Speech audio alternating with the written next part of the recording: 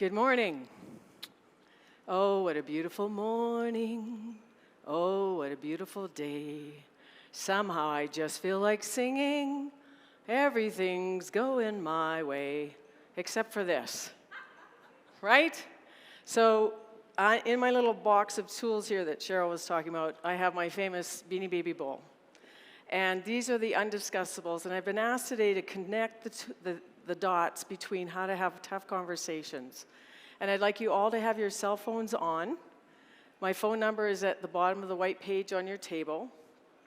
And what I'd like you to do is text me, because we're going to have an engaging kind of conversation around what keeps you awake at night.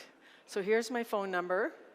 Also in your program, you'll see that I'm doing Coach on Call in the hall, which means after my presentation is done this morning, I'll just be hanging around this X9 Combine and taking texts from you and saying, hey, Elaine, can we meet? And I'll say, meet me at the Combine, and I'll give you 20 minutes or 30 minutes of my personal one-to-one coaching.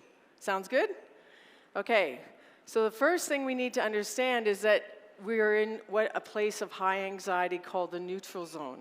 And that's when you're like having a stick shift in your stick on the floor old pickup truck that's not going anywhere because you're in neutral. So something needs to end and something needs to begin. So you came to this presentation this morning for a reason, and I want it to be what you've come for. And many farm families are in a place of overwhelm. And this is why. When you look at this sheet, this slide, there are many plans in terms of transition.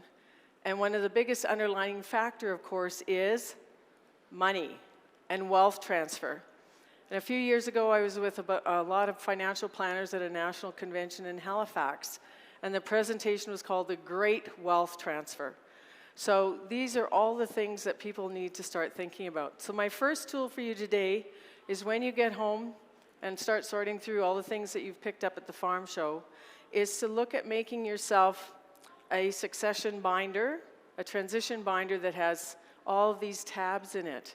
Because the reason you're overwhelmed and anxious, and all the farm families I've talked to, is because there's so many plans. And so action items, your wills and estates. Now, if I could see your feet, I'd like you to wiggle your right foot if you have a will. Okay? A lot of young farmers, and the outstanding young farmers are meeting here today for lunch to celebrate. Young farmers, older farmers, people who don't think they have any assets at all, it doesn't matter. You need to look at that part of an estate plan for when you're dead. But what I'm talking about this morning is how to have conversations in your farm family to talk about wealth transfer and the things and the advisors that you need to have in place. So we just listened to what's happening to agriculture in Saskatchewan, and the Deputy Minister was talking about innovation. And what typically needs to happen most is a mindset shift, is that we can't keep procrastination, and we can't say, well, we'll do this work about moving assets to the next generation. We'll do it after Easter. Oh, we'll do it after calving. No, we'll do it in June, after crop protection. Oh, but we have to fungicide now in July. Okay, we'll do it after harvest. No, we'll do it after Thanksgiving. No, we'll do it after American Thanksgiving. No, we'll do it after Christmas. No, we'll do it after Mom and Dad and Grandpa get back from Arizona or Mesa or Palm Springs or wherever they've gone for the winter. And then we come to the farm. No, we'll do it after the farm show. Right? And then what happens is that what has happened is a whole year of agriculture, of your operation, and putting all your focus into the family and the farm has gone by. So what I'm asking you to do is stop procrastinating, and I also want you to know that listening to speakers on this stage is entertaining and educational, which is a good thing. But talk does not cook rice. And I had a woman from Saskatchewan phone me today, and she said, Elaine, I'm not going to any more beep-de-beep seminars. And I said, oh, you're pretty upset. She said, yes. Because no matter how many transition wealth management seminars I go to, or my husband, nothing ever changes or happens. How do you know the answer to that? So what I want you to think about this morning is, what is the glue that's holding your farm family and your farm together? And it's an invisible thing. It's what you believe to be true. It's the culture of your farm. The word culture is in agriculture. How do you believe? Do you believe that you have enough? Do you have a money mindset over wealth transfer, that there is abundance and that you're going to make good decisions? Or do you come from a scarcity mindset like my father did? My father lived on $18,500 a year, which was his pension. He was a shareholder in a farm business, but he was happy as long as he had hot meals, a bed, and a new car. But he couldn't afford a new car or truck on that amount of money. So his wealthy children helped buy him holidays and helped him do other things. So here's the other mindset shift. Many farm families in Saskatchewan are struggling. Elaine, we have 4 children. We have to give them exactly the same. And I am telling you this morning, newsflash, it is not your responsibility as founders and older farmers to make all of your children economically equal. Just let that sit for a minute. You have a multi-million-dollar asset in your farm, and some of your children are even now wealthier than you are. And so let's talk about money and get to the table. The second point of your culture is what you believe to be true and how you behave to each other. And I don't know what's in the water this month, but we do discovery calls in our coaching practice, and I've had very hard stories this week. And people will tell me after this presentation, oh, Elaine, you were really fired up this morning. Yes, because every day, folks, I get a call from a farm family that says, can you help us?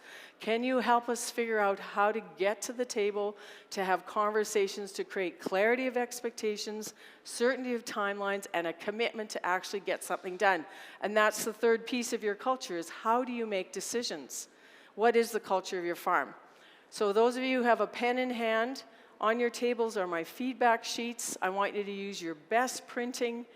If there's the only person at the table is you, take the other sheet and just write this down. This is the formula and the map for you to figure out what conversations you need to start first to talk about money transfer and wealth transfer in your farm family. Income streams. Do grandma and grandpa have enough to live on? I talked to someone this week who's struggling with a 92-year-old father. I said, we should have been having this conversation 30 years ago. But woulda, coulda, shoulda is also not helping agriculture. Second thing is, where are you going to live? Are you going to find a house in town for under $100,000 in Saskatchewan? No, the answer is no.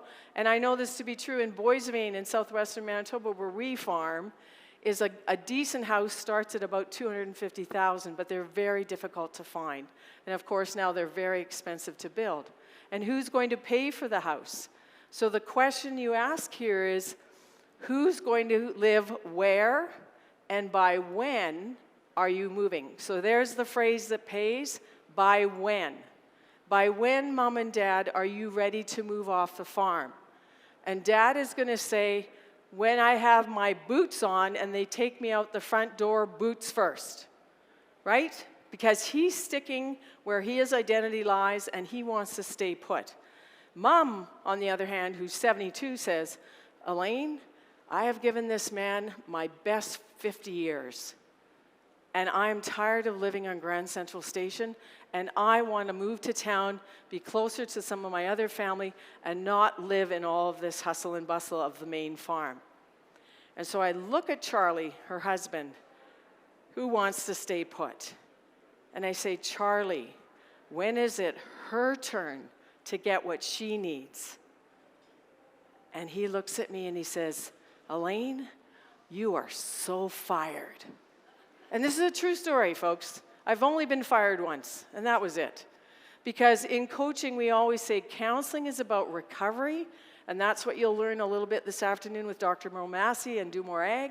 But we, in coaching, talk about discovery. What do you have to look forward to as you make the transfer on your farm? And then the third piece, of course, is you have non-farm heirs, and you have farm heirs who are your successors.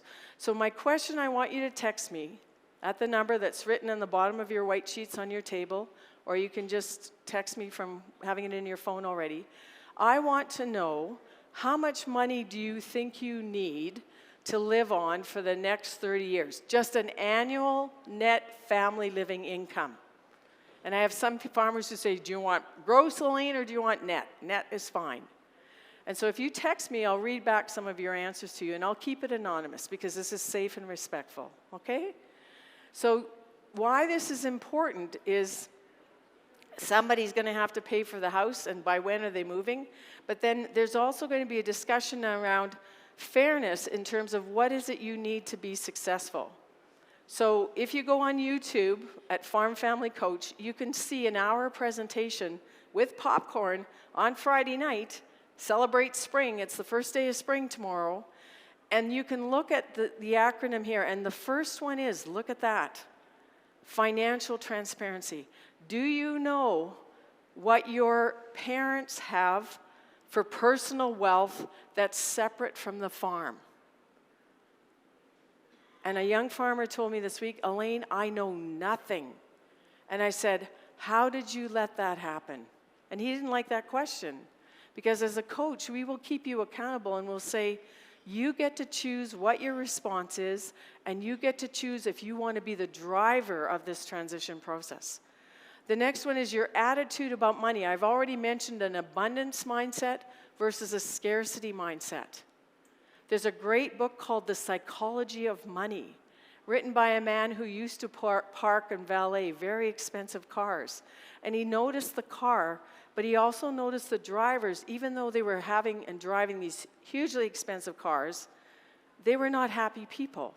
And in the research it says you need about $70,000 of income to have your basic needs taken care of. And in the research for farm families, in Saskatchewan, Manitoba, across the prairies, the lifestyle income is about $84,000 a year for a family of 4.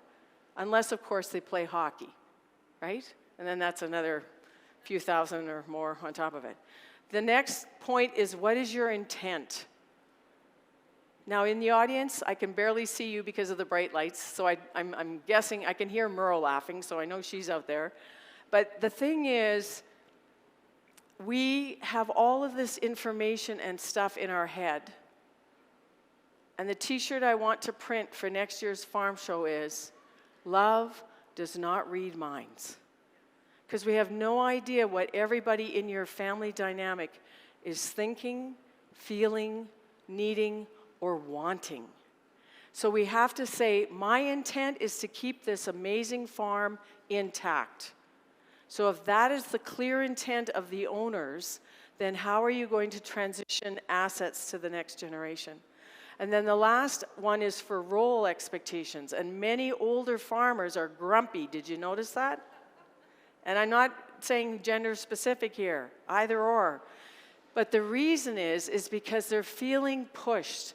And someone just told me recently that farmers who are reaching age 65 tend to do some transition and wealth transfer planning, but there's a tipping point when they start getting to the age that they should be thinking about maybe collecting CPP, and it's kind of like they go over a cliff, and they just stop. They stop wanting to talk about it, and they become very stubborn. But nobody in Saskatchewan is stubborn, right? Yeah. So, and I won't be culture specific because there are a lot of cultures where there's pride and stubbornness. This is my farm and I will do with it what I want. Even though the younger farmer, successor, has been there for 11 years waiting for the uncertainty and the anxiety to overwhelm to stop, but it's not stopping. So in the financial piece, what you want to figure out is what is in that personal wealth bubble side. So on your paper, if you have one, or on a note, I would like you just to put a line down the middle of the page, and farm assets on the left-hand side, personal assets on the right-hand side. How do you feel about an operating loan of $600,000? Some of you in this room are daughter-in-laws, and many daughter-in-laws are living in a very anxious place because no one's told them what happens to them if something happens to their farming spouse, or as the daughter-in-law, they're the farmer, and their farming spouse is coming back into the operation as a non-family member, right? So the viability is another problem with wealth transfer. So you can go to FCC, they're part of, and also Deloitte, who's a sponsor of the Launchpad. You can go to financial advisors to get them to help you to see how many families can this farm actually support. So if your income, I'll see if you've texted me, your income, thank you very much. Elaine, I need 160,000. Elaine, we need 75,000. Elaine, we need 100,000. Oh, Elaine, I am older now. This person is 4 years older than I am. They need approximately 150,000. But I think and hope that I'll need less as I get older, as long as you stay healthy, right? So there's the range, folks, anywhere from 75,000 to 150,000. So that is the income stream expectation that you need to work at. Then the next piece of this wealth conversation is, what is the money script? I come from a place of abundance. So if I asked you this question, what does money mean to you? What would you say? You can text it to me. What does money mean to you? And for the young woman in the audience breastfeeding a baby, it would be survival. Or for the person who is just trying to buy farm equipment like that $1.2 million combine that's at the end of the stage over there, how do I know this? We have one of those. And I sit in my office and I can see the John Deere salesman driving onto our yard. And as soon as I see that decal go by, at lunchtime I say to Wes, what are we planning on buying next? And why? Because as women and people who look at the why behind decision making, I am biased to saying, if you can explain to me how we can cash flow this, I'm good with that, but I want to know why we're making this capital purchase. So what does money mean to you? Because to me, in my stage in life, it's generosity and it's freedom, and debt servicing is not such a big issue anymore. But for my son, debt servicing is a big issue because he's buying land. This is I Am the Brown Egg. And on your tables are books, and for those of you who are at that table, that book is yours, and if there's more than one of you, you can go to another table to get it. But this is Farming's In-Law Factor, hashtag I Am the Brown Egg. And the other thing we need to understand is not everyone in your family is going to have the same money script, and you will have a different approach. So different is not wrong, it's just different. The other thing I'd like you to consider in terms of giving and generosity and philanthropy and transition, are any of you aware of neighbors down the road having an unexpected death in the farm family? And then the family is in flight and fight mode because there's chaos, the will hasn't been written or done well, and people are fighting over land. Does that ever happen in Saskatchewan? Yes. And so here's the thing. I heard this term from the stage when I was at Halifax 4 or 5 years ago with this financial planning conference. And the speaker said, it's very wise to transfer wealth with a warm hand, which means before you die. Nobody's clapping. I was one of 600 people in the audience, and I almost stood up, but I clapped really loud. Because I've been doing this work, folks, for over 3 decades. And the more assets and wealth you can transfer while everyone's alive, that's great. But here's one of the barriers that you're going to hit, is that you may not know that your grandparents are fighting. You may not know that your parents are fighting. And when the founding people, the people with the assets and the ownership, do not agree, then things are going to be stuck. So the tough issues I want to talk about are my 10 tools for Discuss the Undiscussable. You came here today and you've parked yourself to learn something about how can I have conversations to get my parents to the table to talk. So the first tool is you have to decide that you are going to do the work.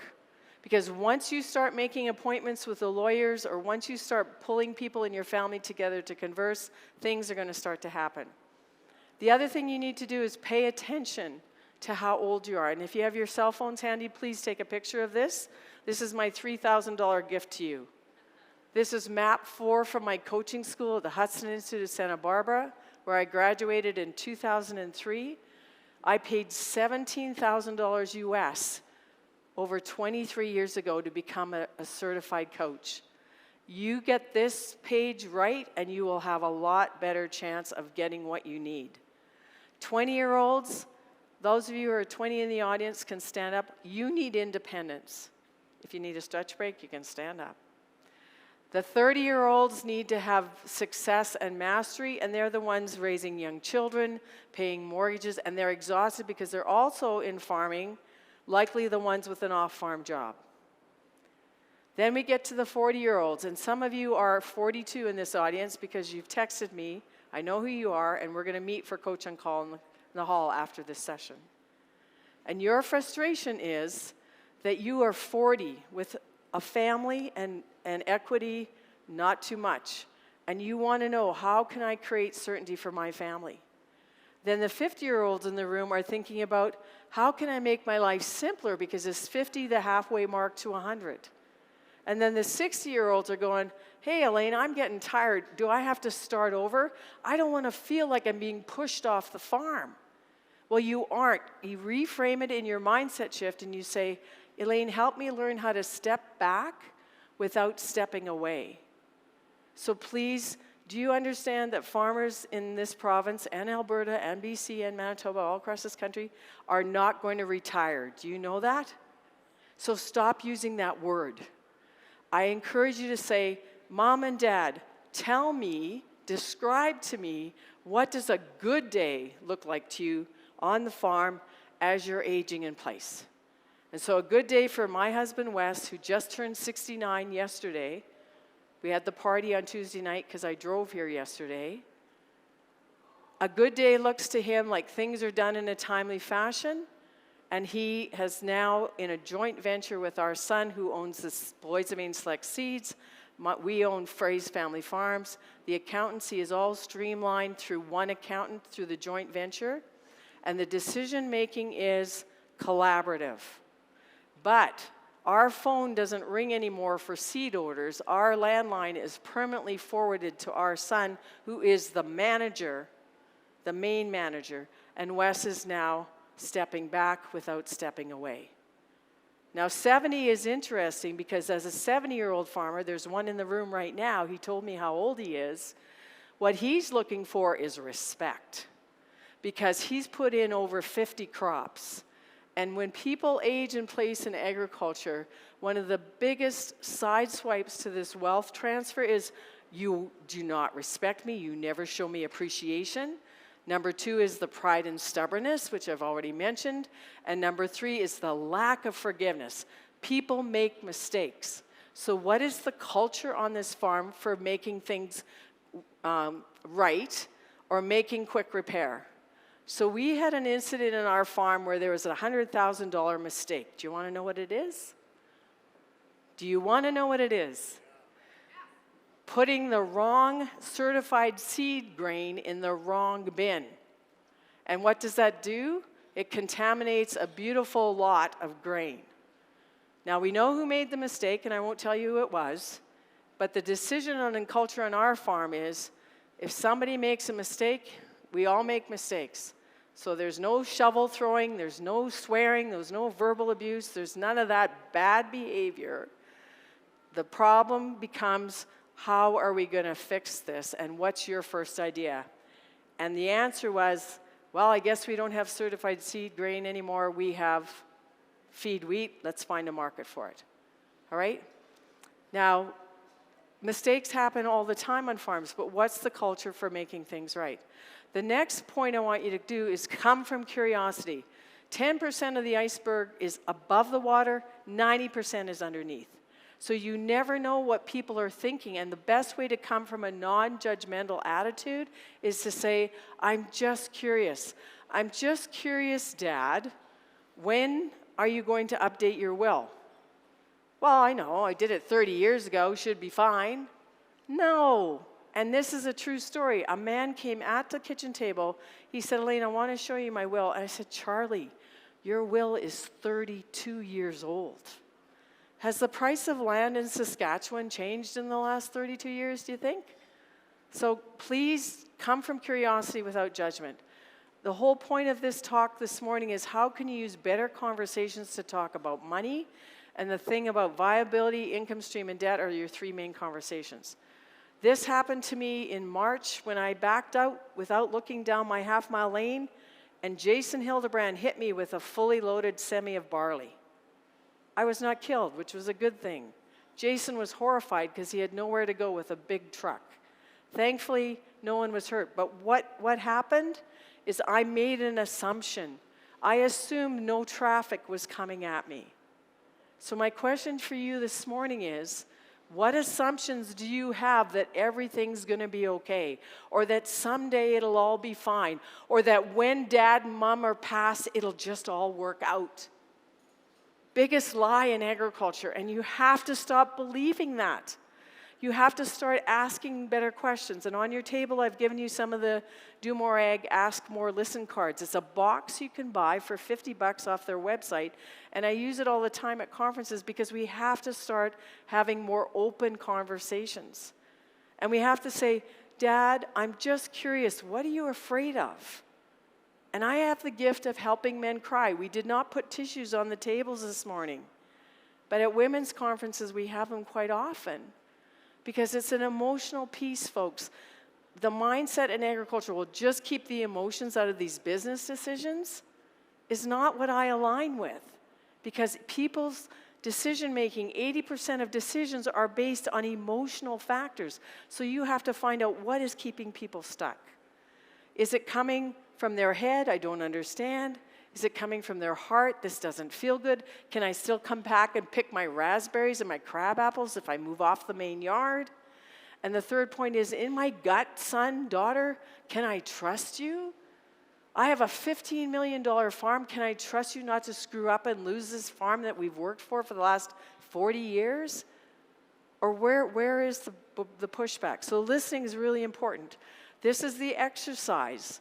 If you take no other nuggets away other than this one, is have a discussion with your parents, with your siblings, everybody, so they understand that if there's $2 million on the personal side, which would be great, a 4% return on that is 80 grand, which would cover most of your living expenses and wouldn't put pressure on the farm to draw income from the farm.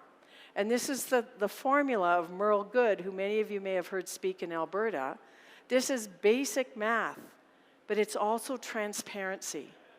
Another good phrase you can use is that was then and this is now. This is what our farm looked like before Ian and Kendra built their house on the other side of the shelter belt. Also, farmers don't like to be pushed. If they're going to be spending a lot of $1 million on new equipment, they don't want to make a decision by Tuesday. They might need 2 weeks, not 2 days. The other thing is, again, your intent. So my mother-in-law, I could say, oh, she's so nasty. You know what she does? She comes into my house, which of course used to be her house, and she puts stuff in my freezer when I'm at the farm show because I'm not a good enough cook for her Mennonite son. Can you believe that? Okay, let's back this up. I want to tell you about my amazing mother-in-law, Margaret Froese. She was the real farmer in the family. We bought the farm from her and Dad in 1992. She bought it from her father in 1945, and he bought it from a stranger when he immigrated from Ukraine as a Dutch Mennonite in 1929, which was a very hard year, as we can remember. So the thing here is that you see people's actions, you hear their language, but you can't guess what the effect is. So this is Conflict Resolution 101. I want you to not prejudge the outcome. All of you remember 2020, I think. It was a pretty significant year. And we have a coach. And the coach interviewed Ian and Kendra, our son and daughter-in-law, and they interviewed us. And they said, Elaine and Wes, when would you be willing to start moving off the farm? I said, well, 2020 sounds like a good year. But then my daughter-in-law came to me and she said, I don't like your house, and gave me many reasons, which I won't go into because I don't have time. And I didn't take offense. I said, oh, that's interesting. Tell me more. Another very helpful phrase. Shoosh. Tell me more. Help me understand. Give me more of your story. And don't prejudge the outcome. So when I discovered that my son was willing to pay more than a lot of money, I won't say the amount, on a brand new spanking house that's built on our land, guess what? I technically still own his house. But we've been to the lawyer, and there are agreements in place that when we pass away, the land under his house will be his and his wife's. But the problem is that's hard to get a mortgage when you don't own the land under the house you're building. You know this to be true. So I think I want is more powerful language. I think it's time after the farm show that we not have the radio on when we go back home to Bigger or to Carlisle or wherever you came from, Shaunavon, all kinds of places in Saskatchewan where I've been. Carrot River, anybody here from Carrot River? Okay, so talk to each other and listen to podcasts. Our podcast is called the Farm Family Harmony Podcast. Read books. This is one of our favorites in our practice called Nonviolent Communication by Dr. Marshall Rosenberg. What are you observing? What did you learn when you came to the farm show? What do you need? And I've noticed some stickers around at the farm show. The next Sask Women in Ag Conference is in Saskatoon. I think it's November 4th to 6th, this November coming. You need to go. Because I was there last November, and I asked 250 women, what do you need? And they said, Elaine, I need to know the finances. I need to be appreciated. I need to know what happens to me if something happens to my spouse. So what are you doing to build bridges and cultivate trusts? How are you respecting the boundaries about what is in their family circle and what is in the business circle? And in my little box, I carry my rings. So what's happening in agriculture is we have a family circle, a management circle for the business, and an ownership circle. But what happens in your family is it gets all mushed together, and that gets really confusing. So what's really helpful is to start meeting together and have a way to talk about, we're all getting older. Dad and mom, what do you want as you age in place on this farm?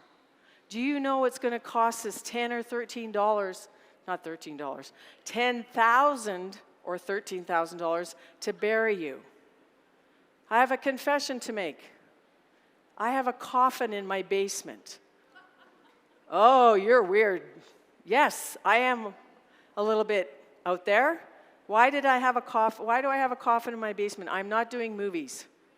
I have a coffin in my basement because my friend Ed died at 68 with cancer and had a beautiful white pine casket that was handmade by Sheldon Dick from Boys of Me, Manitoba. And Sheldon is a master carpenter. And I said, Sheldon, I want one just like Ed's. And if you know anything about the price of lumber, I've already made money on my casket because I paid $2,200 for this beautiful whitewashed pine box. But now it's being a storage box for quilts and other things. But it's going to be a really good investment when I need to leave in a box. Is this bothering you that I'm talking about dying? Because we are all going to do that. So do you have a will is a powerful question. Yes, no, needs updating. Oh, Elaine, I just don't want to talk about it. So who knows what you want your legacy to be? If there is problems with family dynamics in your family, I want you to reach out, which is positive conflict behavior, and say, Dad and Mom, we need to talk. And one of the most powerful ways that you can extend the olive branch, folks, is to write a letter. I had a young woman from Iowa call me and say, Elaine, my 70-year-old father, we just can't get to the table. I said, write your parents a letter. She did it, and 3 weeks later, she had a family meeting on Sunday afternoon, and 2 months later, she was moving back to the farm to be the successor, and her mom was moving with her father to a very lovely little house in town. So you can do this.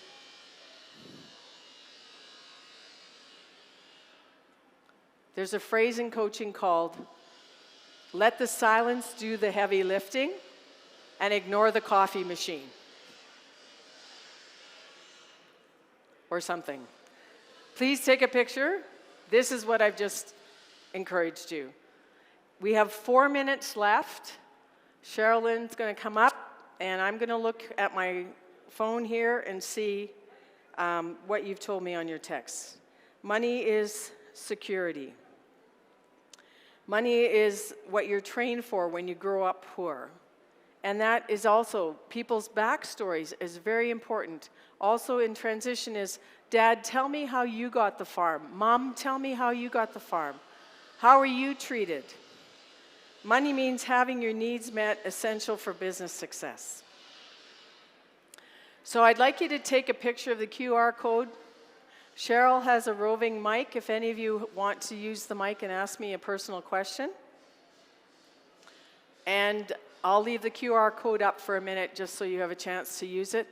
We have a membership site that does group coaching 3 times a month. The podcast is called Farm Family Harmony Podcast.com.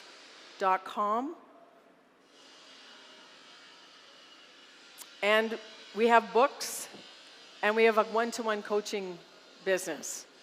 So you came today for answers. Please text me if you have something that you came with this morning that I haven't addressed.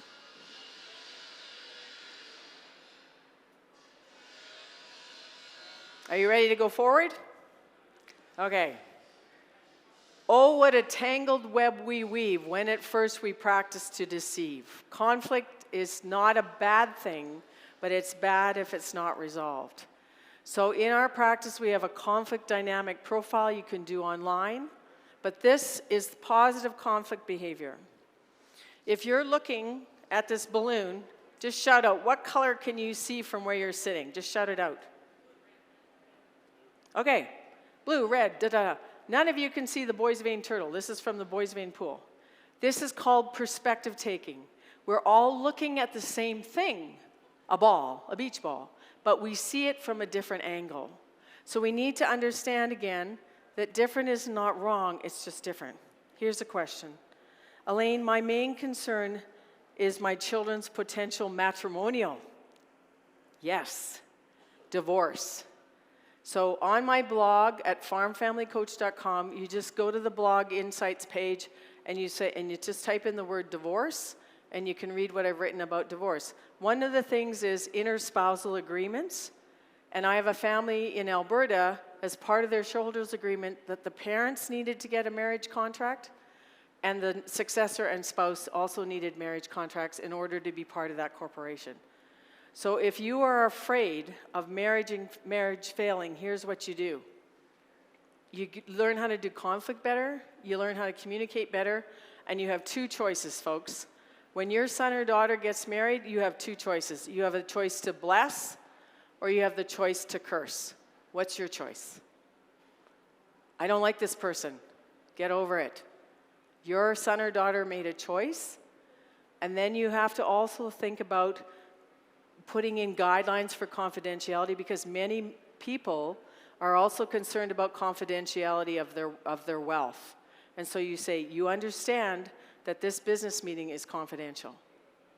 Please take a picture of this. We've got 40 seconds left. That time went really, really fast. Do you have a question? Okay, go ahead.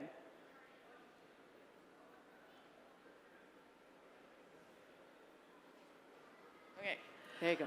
Hi, Elaine. Hi. You talked about appreciation and the importance of appreciation. Can you give 2 more sentences on that? So a lot of people think that money is the answer. And if you read the work of Dr. Gary Chapman, who wrote the book, The 5 Love Languages, and he also wrote another book, When Sorry Is Not Enough. When I was a student coach back in 2003, Tom Hubler from Minnesota was my mentor coach.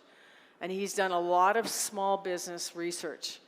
And his research showed that it wasn't the money fights that caused things to go sideways. It was deeper than that. It was that people were not getting what they needed.